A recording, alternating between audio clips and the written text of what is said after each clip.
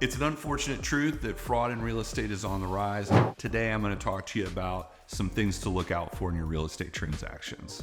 Today, I'm going to talk about two types of fraud that unfortunately are on the rise here in the state of Florida.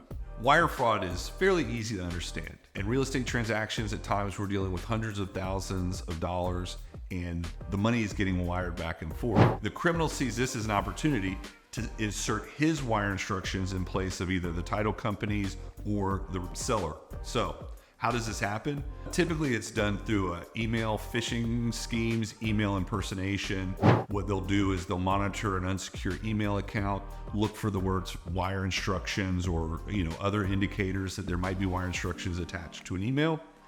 They intercept that email, they replace the wire instructions with their wire instructions, and then they forward on that email. The way we as a title company prevent this type of fraud is by only sharing our wire instructions through secure email portals, or if we have to share our wire instructions through an unsecure email, then we'll only share a portion of the wire instructions, requiring that the recipient of the wire instructions call to confirm the wire instructions. The other way that we have to protect is receiving wire instructions from the seller.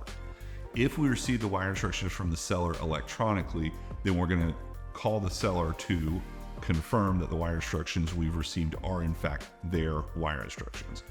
As an agent, I would recommend that you never send wire instructions, that you instruct the parties to communicate with one another directly. This way, you're never exposed to the risk that you've sent the wire instructions in an unsecure manner that could be intercepted.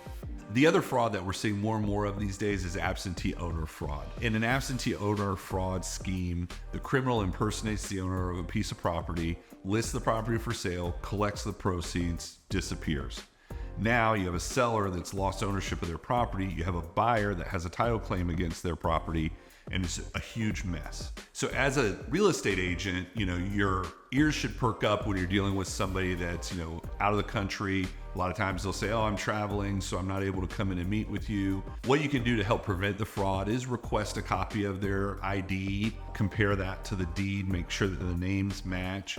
As a title company, to protect against this type of fraud, when we receive a transaction involving an absentee owner, the first thing we're going to do is we're going to go to the property appraiser's website to find the address that all tax bills are sent to.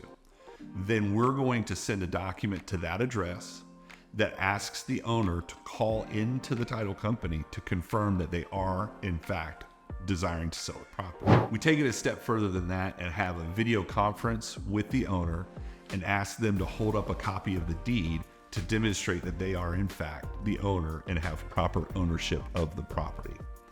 These are steps that we take to protect you, your buyer, your sellers from fraud. Certainly, we would encourage you to take steps like I indicated previously. Don't be the one sending out wire instructions. If you're dealing with an absentee owner, request documentation proving that they are in fact the owner of the property. But ultimately, it's our job collectively as real estate professionals to protect the public from fraud. I'm Clay Lehman with True Title of Central Florida. We're here to protect you and your clients. We would love to work with you, and remember, our mission here is to make your life as an agent easier.